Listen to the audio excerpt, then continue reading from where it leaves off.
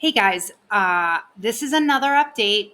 Not It's not necessarily breaking news. It's just additional news added on to what I've been following along with as far as the UAP disclosure process here in the lead up to the big hearing on July 26th with the House of Representatives. Okay, about a day and a half now, maybe.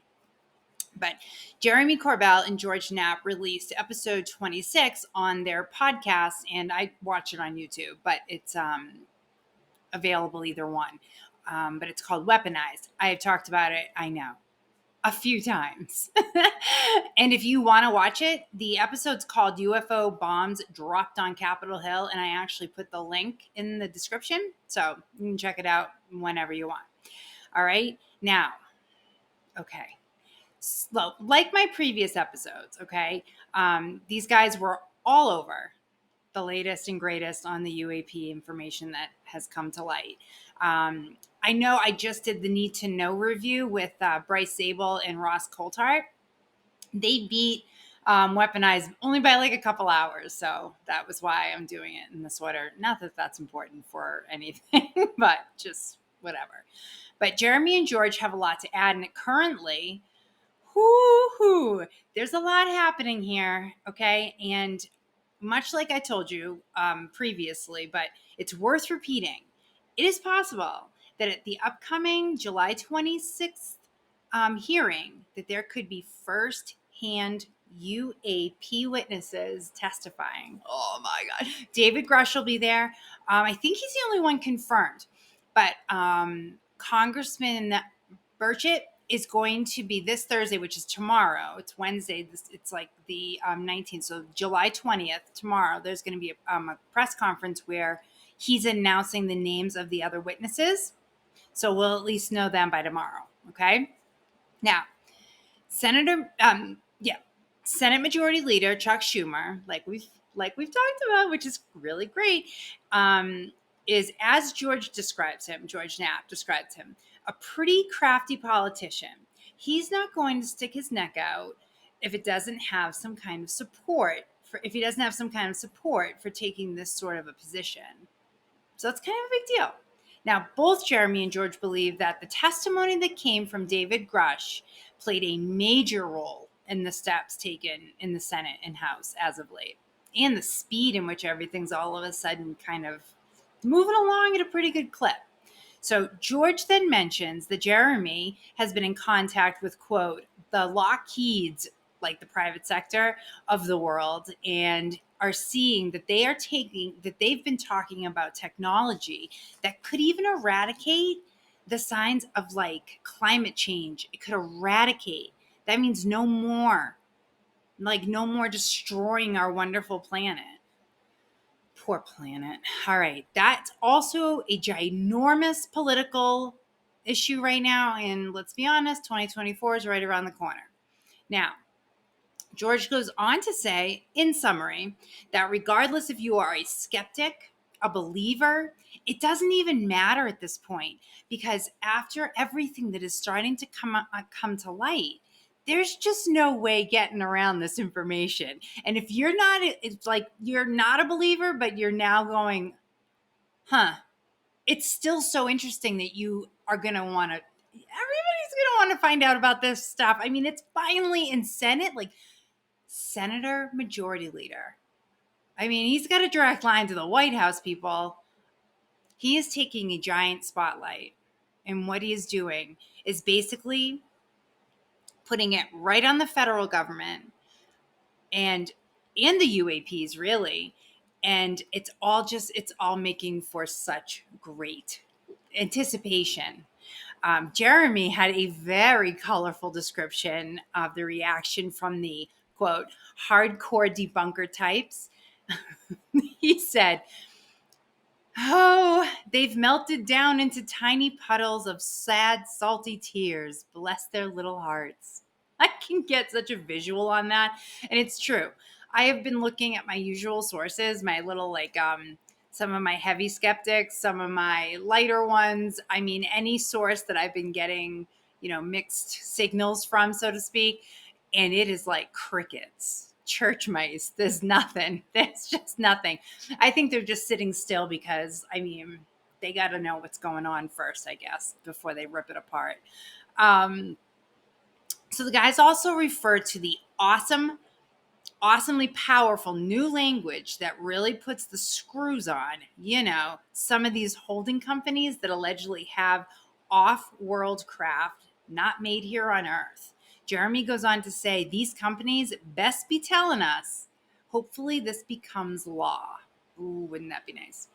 Jeremy then introduces journalist Chris Sharp into the conversation, he's the editor, publisher, and writer of the Liberation Times. He's been covering UFOs and transparency mostly around in Washington, like how they're dealing with transparency and the issue and everything. And he is very passionate about this. Jeremy also mentions that it really, and I've mentioned this at exhaustive, I know, but the American mainstream, like legacy media, what a letdown, man. What a letdown. And I'll tell you that Chris Sharp, he talks of his disappointment in today's journalists, and he says they no longer have this fearlessness of actually just reporting the news and investigating on what's actually going on. It's really sad. I wish we could go back to the 70s, 1970s sometimes, in that era of reporting, when we had real journalists really going after these types of stories.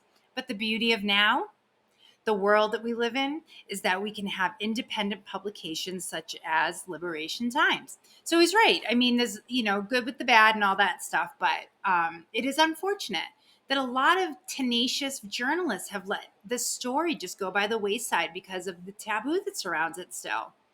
It's it's an exhaustive conversation, but it still just continues to happen. But Chris Sharp is extremely passionate about this, and he believes that what is happening now with Schumer coming forward is a real game changer.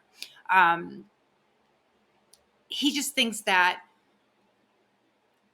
the exposure of these possible illegal UAP technologies that people are hiding, like the Lockheed Martin type companies that are hiding, that needs to strip away, needs to go away.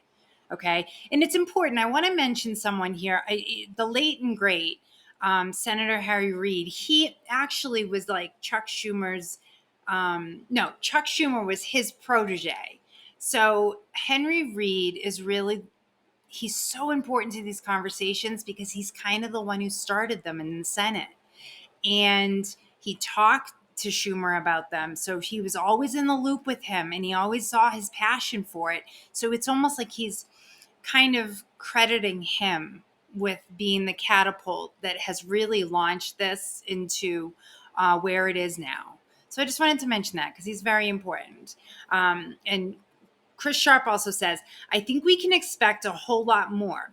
And there are a bunch of other senators and representatives who are bursting to speak about this. And I think that our friend, Chuck Schumer, has just set the bar now and has provided cover for those other politicians to actually start talking about this publicly and not having to watch your back so much or not worrying about the fact that your constituents might think you're nuts or something, because it's just not nuts anymore.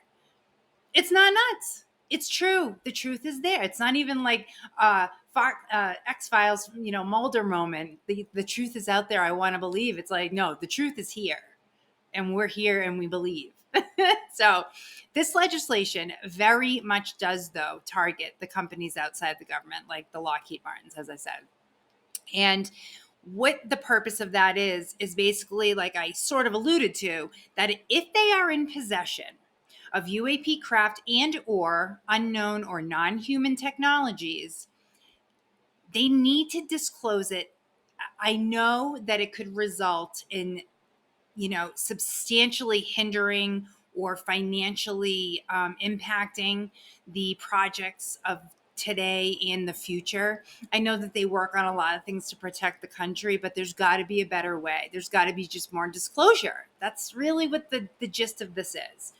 But if they possess these technologies that could enhance our human experience or better our existence, or even more so, help the earth start healing after the destruction that we've just, it's like endless worldwide, not just us, but worldwide. I mean, I feel the same way that a lot of people do, and they just must disclose it. They must. So hopefully that goes into law. Now, Jeremy and George close the episode on a very optimistic note. They are, again, bringing up the importance of the hearing on the 26th. And they just think that now's the time. We're going to start to hear more and more things that I think all of our minds are just going to go either expand, explode, or little of both. But I think it's going to be good for all of us. And I think we just need to take a deep breath, take it as it comes, and just sort of try to roll with it. Try to roll with the information, process it, take your time. I would love to know if you believe that the July 26th hearing is going to be any different than, say, the one from May 17th of 2022, where basically nothing was disclosed and it was a big disappointment. Do you think that this one's going to be the same way? Or do you think like too much has happened and too many big names are now marquee? You know, people are talking. So maybe, I don't know. I'd love to know what you think though. And I don't know. I'm excited, but there may be another episode about this before the 26th. I'm not sure. No promises either way. So until next time, I hope you are staying happy and healthy, and stay weird and take care. Okay? Bye.